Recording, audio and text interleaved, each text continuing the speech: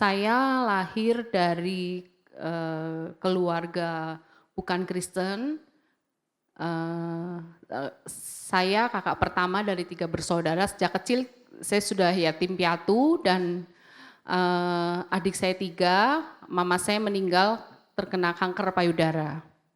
Ya, kemudian saya dibesarkan oleh keluarga papa saya yang erat dengan, okultisme dan agama nenek moyang. Nenek saya itu kalau pulang bawa air dari dukun, kasih ke cucu-cucunya semua untuk minum.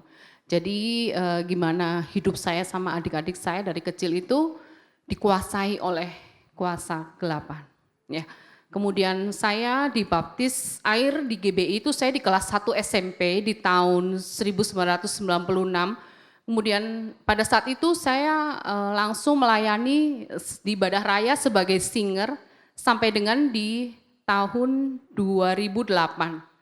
Saya beribadah sebagaimana layaknya orang Kristen, tapi hati saya masih belum lahir baru.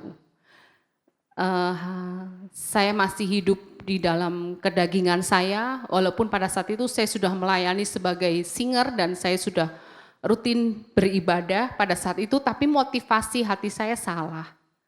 Dan saya juga belum mengenal Kristus sungguh-sungguh, hidup saya masih hidup lama saya, masih suka-suka saya, masih dipimpin dengan kedagingan saya. Ya, seperti dikatakan di Matius 15 ayat yang ke-8 sampai dengan ke-9, saya bacakan, bangsa ini memuliakan aku dengan bibirnya, padahal hatinya menjauh daripadaku.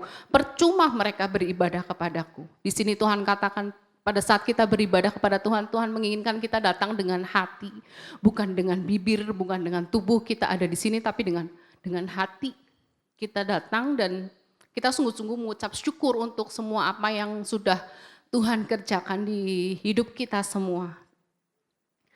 Di sini Tuhan tidak berkenan dengan semua pelayanan saya karena dilandasi dengan kedagingan sampai dengan di tahun 2009, singkat kata saya menikah dengan Pak Michael karena saya seorang workaholic, saya bekerja, saya cukup sukses dalam pekerjaan dan karir saya dan penghasilan saya besar sekali pada saat itu, tetapi itu semua tidak membawa damai dan berkat di dalam rumah tangga saya. Malah hal itu membuat saya sombong dan saya gagal untuk menghormati suami saya. Disinilah jangan kita ukur perkenanan Tuhan atas hidup kita.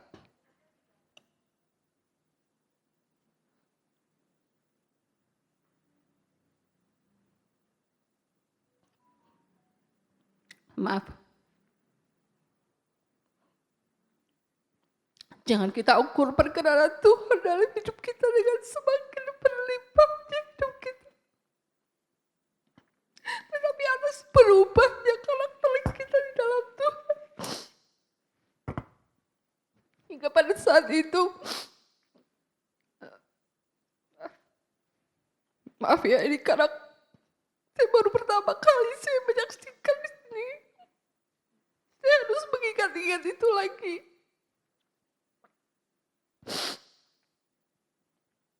Hingga sepanjang pernikahan saya pada saat itu diisi dengan pertengkaran, keributan, sampai akhirnya di tahun 2012 itu kita memutuskan untuk kita bercerai.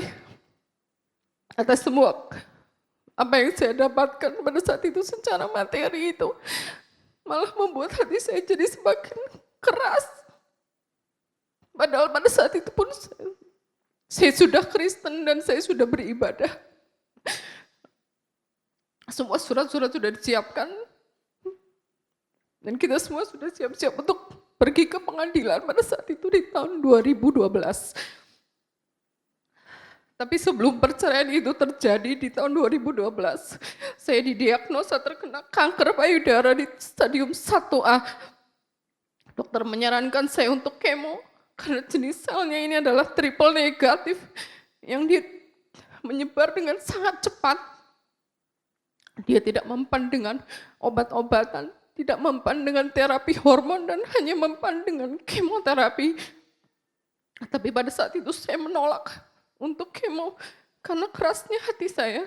Dan setelah operasi, saya kembali lagi kepada hidup lama saya. Saya bekerja seperti biasa. Saya hidup lagi dipimpin dengan kedagingan saya pada saat itu dan dengan semua kesombongan saya. Tapi perceraian pun pada saat itu diurungkan karena saya sakit. Karena kerasnya hati saya pada saat saya didiagnosa kemo yang sakit kanker yang pertama kalinya di tahun 2013 itu pun saya masih tetap belum mau mencari Tuhan. Karena begitu, iblis itu mengeraskan hati saya pada saat itu. Dengan semua kutuk keturunan yang belum dilepaskan pada saat itu. Saya belum bisa datang kepada Tuhan. Dan saya belum bisa untuk melembutkan hati saya. Tapi Tuhan tidak pernah menyerah.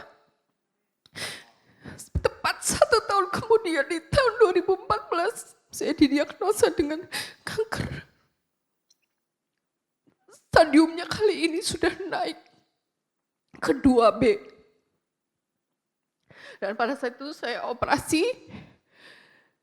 Dan setelah operasi dokter langsung menyarankan saya untuk saya kemo. Dokter bilang, ini kalau kamu pergi lagi, suatu saat kamu datang sama saya, membawa duit 1 miliar, saya tidak bisa sembuhin kamu lagi. Tapi pada saat itu pun saya masih belum menyadari penyakit apa sebenarnya yang sedang saya hadapi pada saat itu. Sampai Tuhan memakai itu.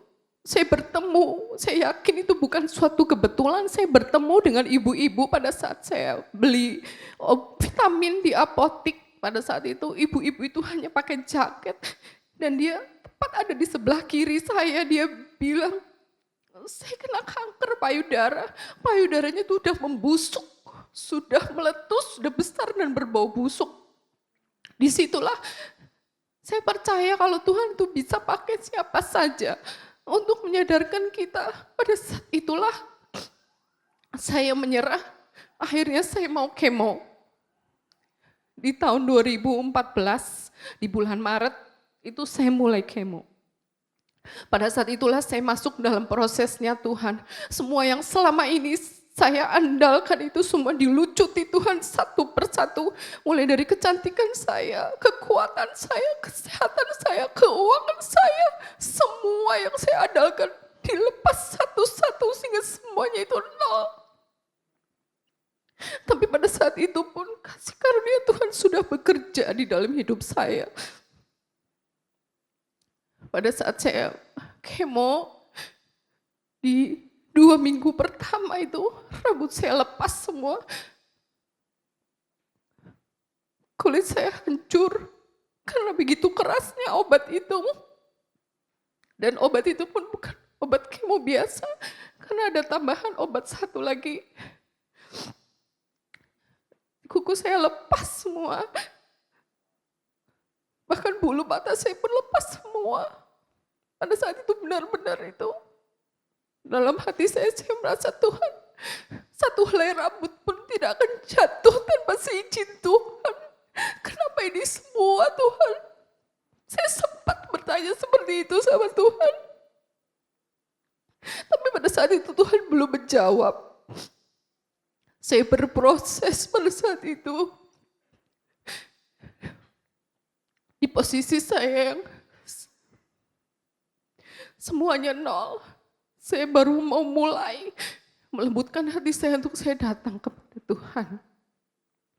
Pada saat saya di rumah, itu saya baru mulai mendengarkan firman. Saya berproses, saya baca firman. Saya dengar lagu pujian, saya dengar khotbah-khotbah dan Tuhan bicara sama saya banyak sekali untuk mengenalkan kasih-Nya dalam hidup saya. Pada saat itu semua cara-cara yang saya andalkan semuanya itu sama Tuhan diruntuhkan semua. Tuhan gak mau kalau anaknya itu hidup jauh dari Dia. Percaya tidak ada satupun yang dapat melepaskan kita dari kasih Tuhan.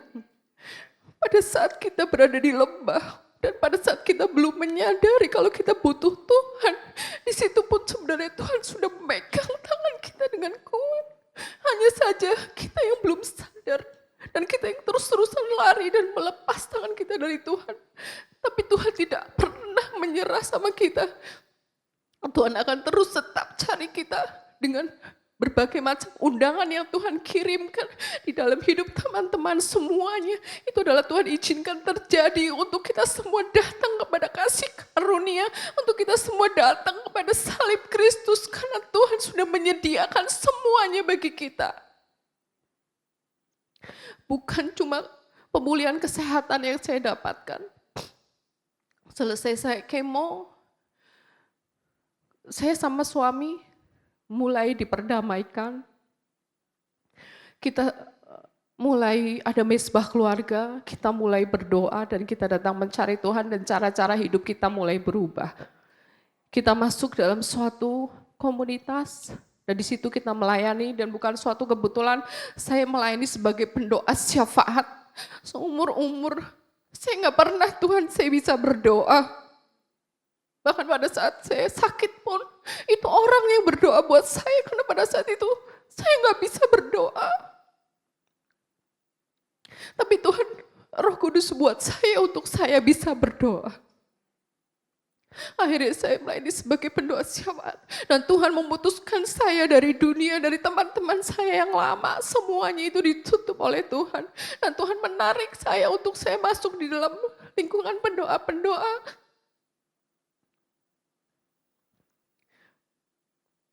Saya mengucap syukur untuk semua yang sudah terjadi dan semua yang sudah Tuhan buat dalam hidup saya, karena pendidikan dari masa kecil saya, pola asuh saya itu begitu keras, sehingga membuat hati saya juga begitu keras dan begitu susah untuk saya itu mengandalkan Tuhan.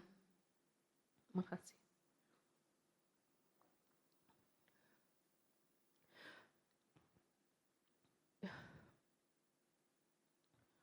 Saya percaya di Wahyu 3 ayat 19, Tuhan berkata, barang siapa ku kasih, aku tegur dan ku hajar. Sebab itu relakanlah hatimu dan bertobatlah. Akhirnya setelah sampai di titik ini, saya menengok ke belakang dan saya mengerti ternyata itu adalah cara-cara Tuhan untuk Tuhan menarik kehidupan saya kembali. Setelah saya sekian lama saya hidup melayani dunia, saya melayani kedagingan saya dan semuanya tahu kalau saya terus hidup dalam kedagingan saya sampai nafas terakhir saya akan berakhir di neraka. Dan Tuhan tidak mau untuk anak-anaknya itu terlepas dari Dia. Setelah saya selesai berobat, terus kemudian saya masuk dalam pelayanan sama Pak Michael. Kemudian di tahun 2017 saya lahir baru. Di situ saya stop untuk saya berhenti untuk percaya show, untuk saya percaya bintang.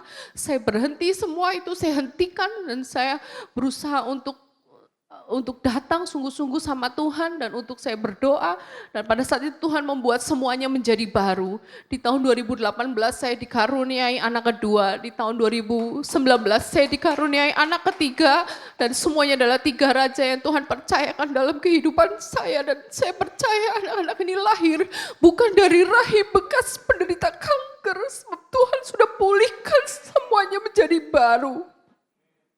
Saya sangat bersyukur.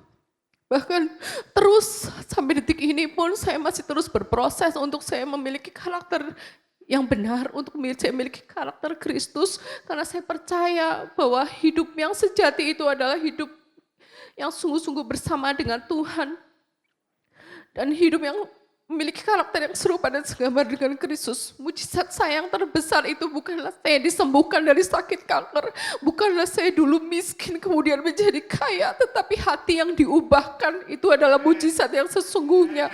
Hati yang diubahkan, hati yang keras yang diubahkan untuk mengasihi Tuhan, hati yang keras yang diubahkan untuk mengenal kasih Kristus, betapa dalamnya, betapa tinggi, betapa lebarnya kasih Kristus atas kita semua.